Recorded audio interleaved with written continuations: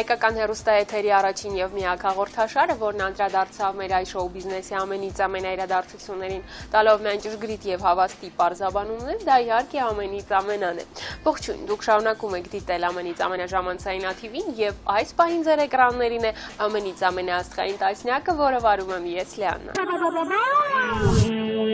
Իսկ այժմ հայտարարում եմ մեր այսօրվա հիմնական անվանակարգը։ Աստղերի բնավորության ամենից ամենախանգարող հատկանիշներ։ Թերևս բոլորը կփաստեն, որ այդքան էլ գոհ չեն իրենց բնավորությունից։ Ավելի ճիշտ բնավորության որոշ հատկանիշներից, որոնք ժամանակ առ ժամանակ նյարդայնացնում են ոչ միայն նրանց, այլ նաև իրենց շրջապատող մարդկանց։ Հատկապես իրավիճակը սրվում է, երբ այդ բնավորության հատկանիշը հասնում է գերաստիճանի և գրեթե անհաղթահարելի, ինչը բնականաբար ունենում է իր բացասական հետևանքները։ Բնականաբար աստղերն էլ, ինչպես մնացած բոլորը, ունեն բնավորության որոշ հատկանիշներ, որոնք ժամանակ առ ժամանակ նյարդայնացնում են ոչ միայն նրանց, այլ նաև իրենց շրջապատող մարդկանց, և հենց այս թեմայի շուրջ խոսելու ենք նրանք մոտակա 1 ժամվա ընթացքում մեր հաղորդման շրջանակներում։ Աստղերի բնավորության ամենից ամենախանգարող հատկանիշների շքերթում իր ուրույն տեղը զբաղեցնում է հաղորդավար, շոումեն, սցենարիստ Կարեն Քոչարյանը, ով անկեղծ խոստովանում է, որ ունի բնավորության մի հատկանիշ։ Կյանքի տարբեր փուլերում նա ինչ-որ մի բանով տարվում է այնպես, որ այլևս մոռանում է ամեն ինչի մասին։ Դպրոցական տարիքում դա թատրոնն էր։ Լինում էր, որ մոռանում էինք շատ հաճախ դասերի մասին և փախնում էինք ներկայացումների, թատրոնների, ստեղծում էինք ինչ-որ կազմակերպություններ թատերական, այն ժամանակ ռուսական թատրոնի մի խումբ էինք ստեղծել, կոչվում էր Պտիսը, Պոկլոննիկի տեատրի Ստանիսլավսկովը, կրսկանշաններով, առանձին ինչ-որ անդամատոմսերով, նույնիսկ ռուսական թատրոնի տնօրենը լուսահոգի Կազլիները մեզ տրամադրել էր անվճար անցաթուղթ թատրոն և մենք բոլոր ներկայացումներին գնում էինք։ Շատերը չէին հասկանում, թե ինչներից է դա պետք։ Տանը օրինակ ես նույնիսկ պատժվել եմ, դասերի չէի սովորել, ինձ պատժեցին չթողելով, որ ես գնամ ներկայացում դիտելու։ Թատրոնին զուգահեռ Կարենի մոտ ծնվեց մեծ հետաքրքրություն ֆուտբոլի նկատմամբ։ Առանց ֆուտբոլ կյանք չկար ընդհանրապես, մանավանդ 73 թվականին։ Մոլեռանդի պես հավաքում էի բոլոր թերթերը, բոլոր ամսագրերը, ոչ մի խաղ չէինք բաց թողում, ճանաչում էինք բոլորին, ֆուտբոլիստներին, շատ ֆուտբոլիստներ ճանաչում էին նաև մեզ, էլ չեմ ասում նույն 73 թվականին, երբ որ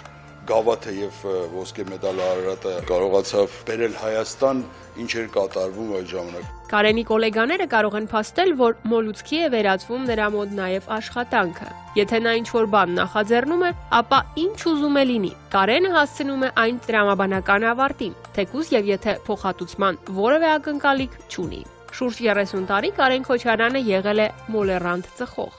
Ինչն էր սարսափելի և ես համարում եմ բացասական դա երևույթ իմ կյանքում դա ծխելն էր, որ սկսեցի ծխել, օրական չգիտեմ 2-3 տուփ կարող էի ծխեի։ Դուրս էի գալիս, ասենք տանից, պարտադիր պետք է վառեի ծխախոտը և ծխեի, կամ ավտոբուսից, տրանսպորտից դուրս էի գալի, պետք է ծխեի, առանց դրա հնարավոր չէր ապրել։ 30 տարի այդպես տառապեցի և 30 տարի հետո արդեն 6-րդ տարին է թողել եմ։ Կյանքի որոշ փուլում Կարենի մոլուցքը դարձավ նարդին։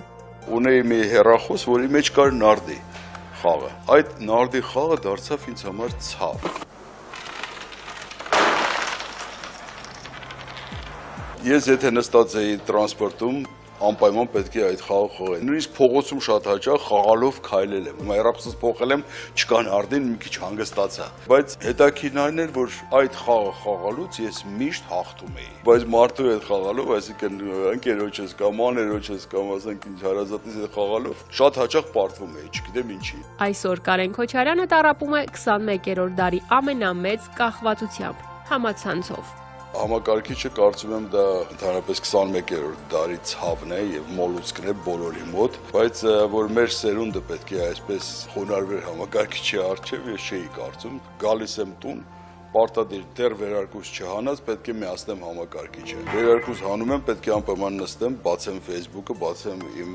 մեյլը, ստուգեմ։ Ասեմ, որ շատ հաճախ մեզ մոտ տանը պատերազմ է լինում համակարգիչի պատճառով, չնայած բոլորը վարակված են դրանով, շատ հաճախ նույնիսկ իրար երես չենք տեսնում, համակարգչի միջոցով ենք շփվում լինելով տանը մի սենյակից մյուս սենյակ։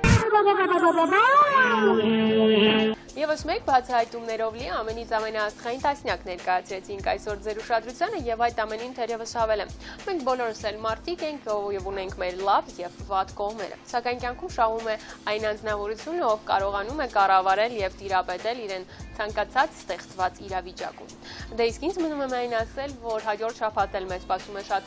հետաքրքիր մի անվանակարգ, այնպես որ ակտիվ հետևում ենք անոնսներին, բացահայտում անվանակարգը, տասնյակը եւ իհարկե սրտադրող սպասում մեր հաջորդ եթերին։ Դե իսկ մենք կհանդիպենք արդեն հաջորդ կիրակի ամենից ամենաժամանցային ATV-ի եթերում։ Հաջողություն։